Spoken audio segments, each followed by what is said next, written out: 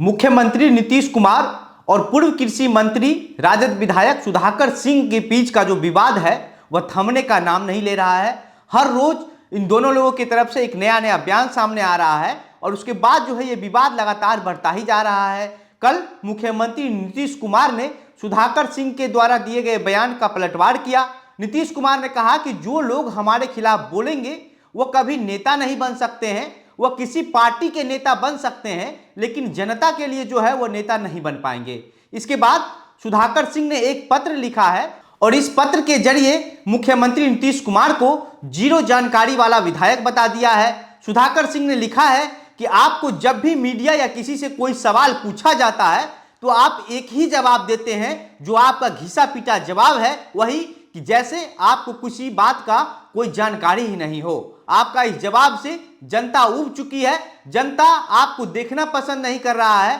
और आप पिछले दरवाजे से राजनीति करते हैं। और सुधाकर सिंह ने मुख्यमंत्री नीतीश कुमार को इस बात तक का चैलेंज दे डाला कि अगर आपको लगता है कि आप किसी भी सीट से चुनाव जीत सकते हैं तो आइए अगले चुनाव में कोई एक सीट अपने हिसाब से तय कर लीजिए और वहां से चुनाव लड़के बता दीजिए अगर आप जीत जाते हैं तो। आज के इस वीडियो में हम सुधाकर सिंह के द्वारा लिखी गई चिट्ठी जो नीतीश कुमार को लिखा गया है इसके बारे में और मुख्यमंत्री नीतीश कुमार की तरफ से क्या बयान आया है ये सब विस्तार से आपको बताएंगे। लेकिन उससे पहले नमस्कार, मेरा नाम घनश्याम सिंह है और आप द बिहार प्रोजेक्ट देख रहे हैं। सुधाकर सिंह ने मुख्यमंत्री नीतीश कुमार को एक पत्र लिखा है जिस पत्र में किसान की आय से लेकर के किसानों का जो जमीन अधिग्रहण किया जा रहा है उसका असल मुआवजा नहीं मिलने से, उसके बाद पैक्स में जो धान खरीदा जा रहा है, इन सभी मुद्दों पर आंकड़ों के साथ टारगेट किया है और मुख्यमंत्री नीतीश कुमार को जीरो जानकारी वाला विधायक बताया है।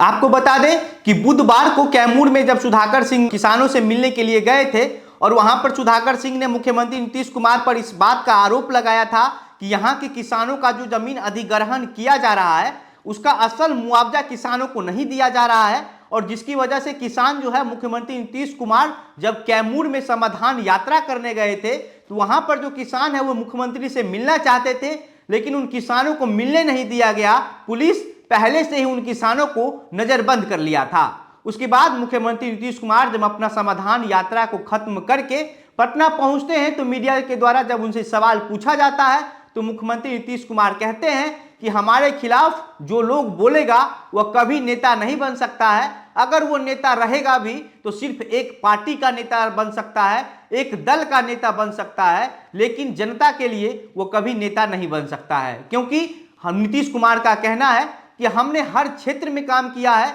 और हमने जो काम किया है वह हर किसी को दिख रहा है। जनता भी जानती है कि मुख्यमंत्री नीतीश कुमार के द्वारा बिहार के विकास के लिए क्या काम किया गया है। मुख्यमंत्री नीतीश कुमार के इसी बयान के बाद सुधाकर सिंह ने मुख्यमंत्री नीतीश कुमार को पत्र लिखा है जिसमें लिखा है कि किसी भी राज्य के मुखिया का जो दायित्व होता है वह यही होता है कि वह अपना जो कर्तव्य है उसको निष्ठापूर्वक उसको पूरा करे, राज्य का विकास में अपना मन लगाए, अपना काम करे। लेकिन पहले तो हमको शक होता था कि आपको इस बात से मतलब नहीं है, लेकिन अब हमको ऐसा लगता है कि आपको इन चीजों से कोई मतलब नहीं है। आपके राजनीतिक जीवन में कर्तव्य, निष्ठा और ईमानदारी का कोई अस्तित्व ही नहीं है। उसके बाद सुधाकर सिंह ने लिखा कि आपसे जब भी किसी मुद्दे पर कोई सवाल पूछा जाता है तो आपका एक ही घिसा पीटा जवाब होता है कि हमको कुछ पता ही नहीं है और आपको सब पता होता है लेकिन आप किसी भी सवाल का जवाब नहीं देना चाहते हैं और इस वजह से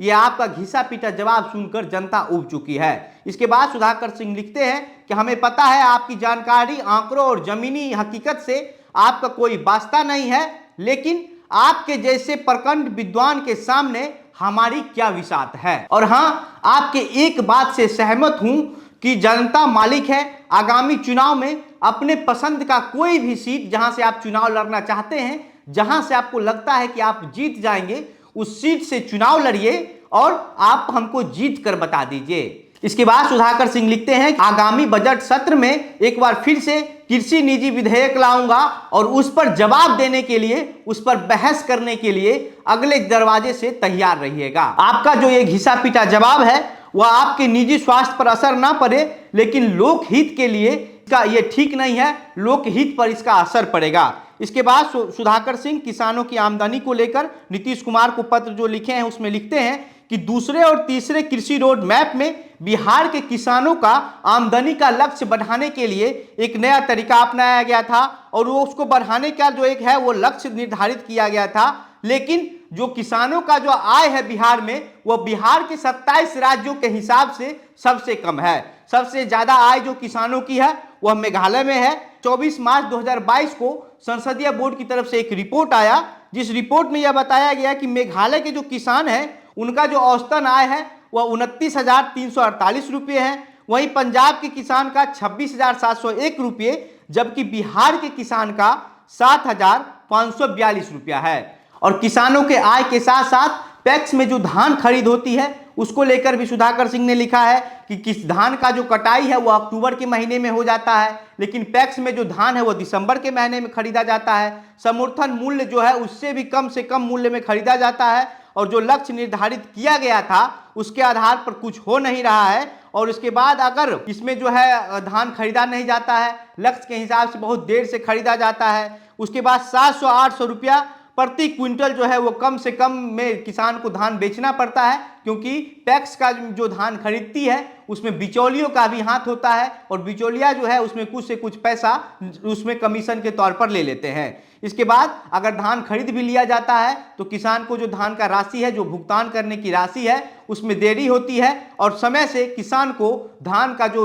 रुपया है वो भी नहीं दिया जाता है। इसके बाद सुधाकर सिंह लिखा है कि पंजाब में 2300 रुपये प्रति क्विंटल धान बिक रहा है, जबकि बिहार में 1600 रुपये प्रति क्विंटल ही लिया जा रहा है। इसके अलावा भूमि अधिग्रहण को लेकर भी सुधाकर सिंह ने सवाल उठाया है। भूमि अधिग्रहण को लेकर सुधाकर सिंह ने बुधवार को कैमूर में भी गए थे किसानों से मिलने और वहां भी किसानों के समर्थन में मुख्यमंत्री नीतीश कुमार पर हमला बोला था। सुधाकर सिंह लिखते हैं कि बक्सर में जब किसानों का भूमि अधिग्रहण किया गया और उन्होंने अपना जो असल मुआवजा है उसकी मांग की तो बक्सर के किसानों पर लाठीचार्ज करवाया गया पुलिस के द्वारा। इसके बाद कैमूर में किसानों का जो अधिग्रहण जमीन किया गया है भारतमाला योजना के तहत, तो उस योजना के तहत जो अधिग्रहण किया गया है वहां पर भी जब कैमूर के किसान अपना असल मुआवजा का मांग कर रहे हैं, मुख्यमंत्री नीतीश कुमार से मिलना चाहते हैं, जबकि मुख्यमंत्री नीतीश कुमार कैमूर में समाधान यात्रा के दौरान गए भी, लेकिन मुख्यमंत्री नीतीश कुमार ने अपनी पुलिस के बदौलत उन किसानों को पहले से ही गिरफ्तार करवा दिया, थाने में बैठाकर नजरबंद करवा दिया। इसके अलावा बिहार में किसानों का जो जमीन अधिग्रहण किया जाता है उसका जो राशि है 3,20,000 रुपये प्रति एकड़ तय किया गया है, जबकि बगल के राज्य उत्तर प्रदेश में ये जो राशि है वो 12,80,000 रुपये प्रति एकड़ तय किया गया है। तो इस बार इन्हीं सब सवालों पर घेर कर जो है सुधाकर सिंह ने मुख्यमंत्री नीतीश कुमार पर हमला बोला है और मुख्यमंत्री नीतीश कुमार को कई आंकड़ों के साथ जो है उनको एक रास्ता दिखाया है कि आप किस वजह से बिहार की जनता को ठगने का काम कर रहे हैं। अगर आपको लगता है कि बिहार की जनता आपके साथ है तो आप किसी भी सीट से चुनाव लड़ लीजिए और वहां से जीतकर हमको दिखा दीजिए। आप पिछली दरवाजे से राजनीति करते हैं, आपकी हिम्मत ही नहीं है कि आप किसी सीट से चुनाव जीत लें। आपको बता दें कि सुधाकर सिंह ने बीते दिनों चुनाव आयोग से भी ये कहा था कि हमको लगता है कि मुख्यमंत्री नीतीश कुमार को जो है वो चुनाव लड़ने से रोक लगाना चाहिए, क्योंकि कोई आदमी बिना चुनाव लड़े हुए किस तरीके से मुख्यमंत्री बन जाता है, इसलिए मुख्यमंत्री नीतीश कुमार को चुनाव लड़ने से रोक लगाना चाहिए। बाकी आप इस पूरे मामले पर क्या सोचते हैं, आपके क्या विचार हैं, अपनी बातें हमें कमेंट बॉक्स में लिखकर बताइए। वीडियो को शेयर कीजिए। आप द बिहार प्रोजेक्ट देख रहे थे। बहुत बहुत धन्यवाद।